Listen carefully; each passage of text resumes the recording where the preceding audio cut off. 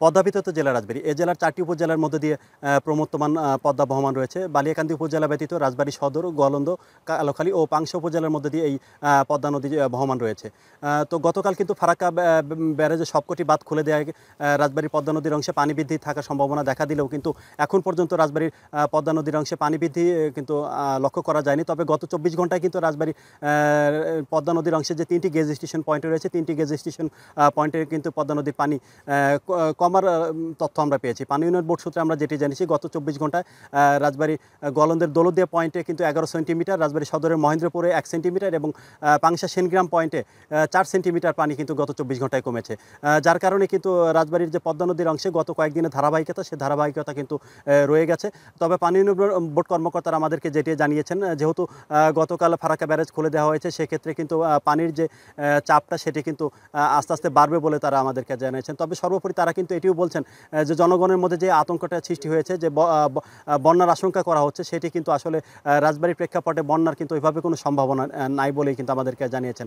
কেননা তারা বলছেন কিন্তু রাজবাড়ীর যে ৩টি গেজ স্টেশন পয়েন্ট রয়েছে, 3টি পয়েন্টে কিন্তু এখনও পদ্মার পানি বিপদসীমার নিচ দিয়ে প্রবাহিত হচ্ছে। যার কারণে কিন্তু যে পানিটি অতিরিক্ত যে পানিটা পদ্মা নদীতে আসবে, সেই পানিটা কিন্তু বিপদসীমা অতিক্রম করলেও বাঁধের যে বাইরের নিম্নাঞ্চল রয়েছে সেটি প্লাবিত হলে কিন্তু বাঁধের বাইরের যে অঞ্চলগুলো রয়েছে সেগুলো কিন্তু প্লাবিত হওয়ার সম্ভাবনা নেই। তারপরেও কিন্তু তাদের ব্যাপক প্রস্তুতি রয়েছে এবং ঊর্ধ্বতন কর্তৃপক্ষের নির্দেশনায় তারা কিন্তু কাজ করেছেন। এবং আমি জেলা প্রশাসকের যে ত্রাণ ও দুর্যোগ কর্মকর্তা রয়েছেন তার সঙ্গে কথা বলেছি। তারা কিন্তু বলেছেন বন্যার যে পূর্বাভাস সেটি কিন্তু সে তুলনায় কিন্তু রাজবাড়ীতে কোনো বন্যার পূর্বাভাস নেই। তারপরেও কিন্তু তারা ব্যাপক প্রস্তুতি নিয়ে রেখেছেন এবং শুকনো খাবার, নগদ টাকা এবং বন্যা আশ্রয় কেন্দ্র প্রস্তুত করা সহ সব ধরনের প্রস্তুতি কিন্তু তারা নিয়ে রেখেছেন। তো আমি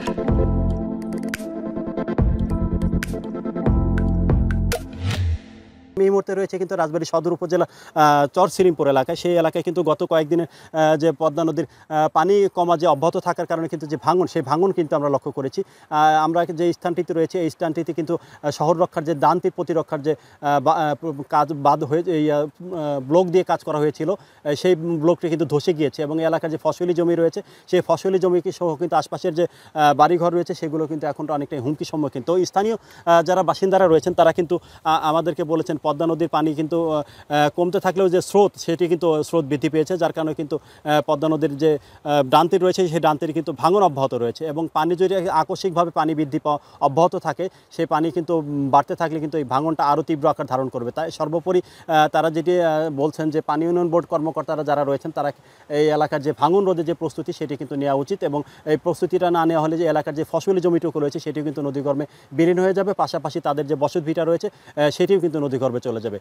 তো পানি উন্নয়ন বোর্ড কর্মকর্তারা বলছেন যেহেতু গতকাল ফারাক্কা ব্যারেজের বাঁধ খুলে দেওয়া হয়েছে, সেক্ষেত্রে কিন্তু আজ পর্যন্ত যদি পদ্মা নদীর পানি এখন পর্যন্ত বৃদ্ধি লক্ষ্য করা যায়নি, সেক্ষেত্রে পানি বৃদ্ধিটা হয়তো কিছুটা সময় লাগলেও কিছুটা পানি বৃদ্ধি পাবে বলে তারা আমাদেরকে জানিয়েছেন। তো সর্বোপরি যদি বলা যায় রাজবাড়ীর যে শহর রক্ষা বাঁধ, সেই শহর রক্ষা বাঁধের থেকে কিন্তু এখনও পানি বিপদসীমার অনেকে নিচে রয়েছে এবং পদ্মা নদীর অংশে বিভিন্ন পয়েন্ট আমরা এলাকায় ঘুরে দেখেছি। এখন পর্যন্ত বাঁধ যে ঝুঁকি এলাকার যে বাঁধগুলো রয়েছে সেগুলো কিন্তু তেমনটি ঝুঁকি মনে হয়নি। তবে পানি বৃদ্ধি যদি অব্যাহত থাকে এবং আকস্মিকভাবে যদি অধিক সংখ্যক পানি যদি এসে পদ্মা নদীতে অংশে পড়ে, তাহলে সেক্ষেত্রে কিন্তু রাজবাড়ির অংশে ঝুঁকি দেখা দেবে এবং সর্বোপরি এই বাঁধ খোলার কারণে কিন্তু যে ফারাক্কা বাঁধ যে খুলে দেওয়া হয়েছে, এই খবরে কিন্তু পদ্মা পাড়ের যে পদ্মা তীরবর্তী যে বাসিন্দা, এদের মধ্যে কিন্তু আতঙ্কটা বেশি তৈরি হয়েছে।